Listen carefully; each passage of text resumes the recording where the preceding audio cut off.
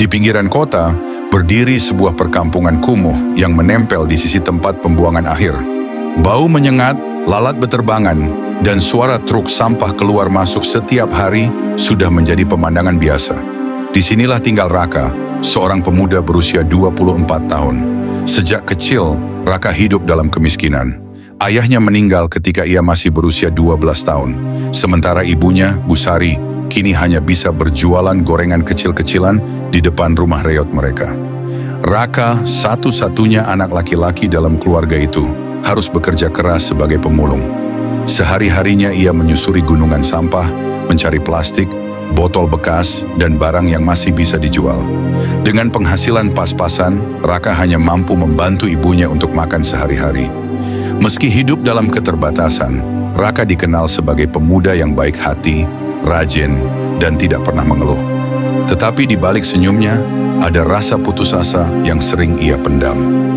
Raka bermimpi bisa hidup lebih baik, bisa membahagiakan ibunya, dan keluar dari lingkaran kemiskinan. Namun setiap kali ia melihat kenyataan, harapan itu terasa mustahil. Suatu sore, Raka pulang dari TPA dengan tubuh penuh keringat dan pakaian kotor. Hasil yang ia bawa hari itu sangat sedikit. Busari hanya bisa tersenyum tipis sambil berkata, "Tidak apa-apa, Nak. Besok kita coba lagi. Yang penting kita masih bisa makan malam ini." Kata-kata ibunya yang penuh ketabahan itu membuat hati Raka semakin perih. Malam itu, Raka duduk di depan rumah mereka yang gelap, hanya diterangi lampu minyak kecil. Ia menatap ke arah langit yang penuh bintang, lalu bergumam dalam hati, "Andai aku bisa punya kesempatan sekali saja, kesempatan untuk mengubah nasibku dan ibu."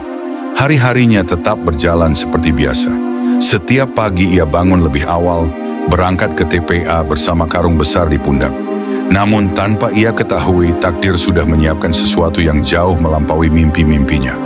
Sesuatu yang akan mengubah hidup Raka selamanya, meski harus melewati jalan penuh ujian. Pagi itu, Raka berangkat lebih awal dari biasanya.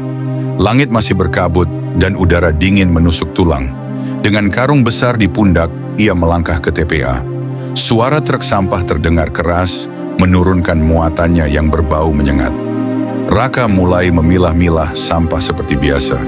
Botol plastik, kaleng bekas, kertas, semuanya ia masukkan ke dalam karungnya.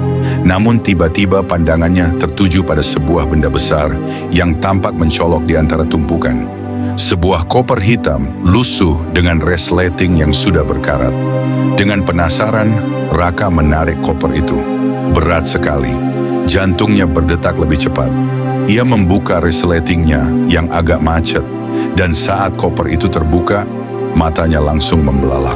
Tumpukan uang kertas dengan pita pengikat masih rapi memenuhi koper itu. Tangannya bergetar, nafasnya tersengal. "Ya Allah!" bisiknya pelan. Raka tak bisa mempercayai apa yang ia lihat.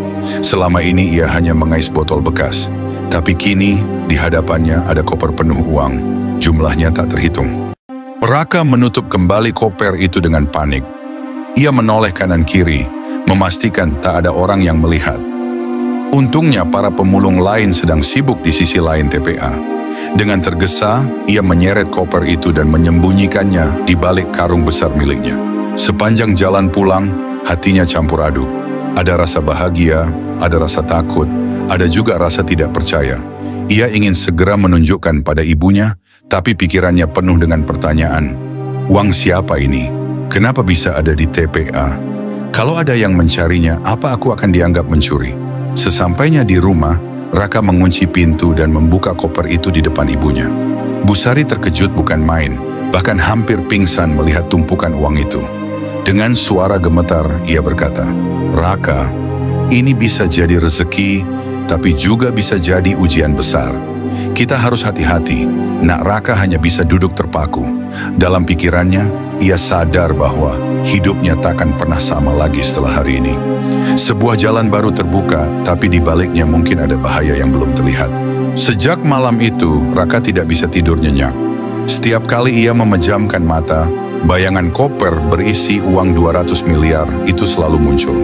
Ia membayangkan rumah baru, pendidikan yang layak, usaha yang besar, dan ibunya yang tak perlu lagi berjualan gorengan di depan rumah reot.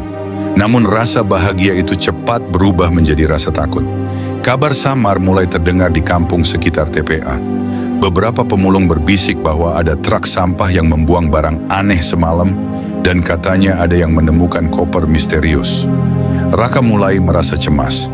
Jika ada yang tahu koper itu ada padanya, nyawanya bisa terancam. Ia mencoba bersikap biasa, tetap pergi memulung seperti biasa. Namun tatapan orang-orang terasa berbeda. Beberapa tetangga bahkan mulai bertanya, kenapa ia jarang terlihat membawa hasil pulungan ke pengepul. Di rumah, Bu Sari berulang kali menasihati anaknya. Raka, kita tidak bisa sembarangan. Uang sebesar ini pasti ada pemiliknya. Kalau sampai orang jahat tahu, kita bisa dalam bahaya. Ibu takut, nak. Raka terdiam. Dalam hatinya ia ingin sekali menggunakan uang itu untuk mengubah nasib. Tapi di sisi lain, ia tahu keputusan yang salah bisa menghancurkan segalanya. Malam itu, suara ketukan keras terdengar di pintu rumah Raka. Ia tersentak, begitu juga dengan Bu Sari. Dari balik pintu, terdengar suara seorang pria asing yang kasar. Kami tahu ada koper hitam masuk ke kampung ini. Jangan coba-coba menyembunyikannya. Raka menahan napas. Jantungnya berdegup kencang. Ia tidak menjawab, hanya menatap ibunya yang pucat pasi. Setelah beberapa menit, suara langkah kaki menjauh. Namun jelas, ada pihak yang sedang mencari koper itu. Keesokan harinya, kabar makin merebak. Polisi mulai mendatangi TPA, menanyakan pada para pemulung apakah ada yang menemukan sesuatu yang mencurigakan. Desas-desus menyebutkan koper itu terkait dengan kasus pencucian uang dalam jumlah fantastis. Raka semakin terjepit. Ia tahu uang itu bisa mengubah hidupnya, tapi ia juga tahu semakin lama koper itu ia simpan, semakin besar bahaya yang mengintai. Malam itu, ketukan di pintu rumah Raka terdengar lagi. Kali ini lebih keras, lebih memaksa. Buka pintunya, kami tahu kau yang bawa koper itu, teriak suara pria asing dari luar. Raka dan Bu Sari saling pandang, wajah mereka pucat pasi. Raka segera memadamkan lampu minyak agar rumah tampak gelap. Namun suara langkah kaki makin mendekat, bahkan terdengar orang berusaha mendobrak pintu. Dengan cepat Raka mengambil koper itu, mengangkatnya meski terasa berat. Ia membuka pintu belakang dan berlari keluar, menembus kegelapan malam.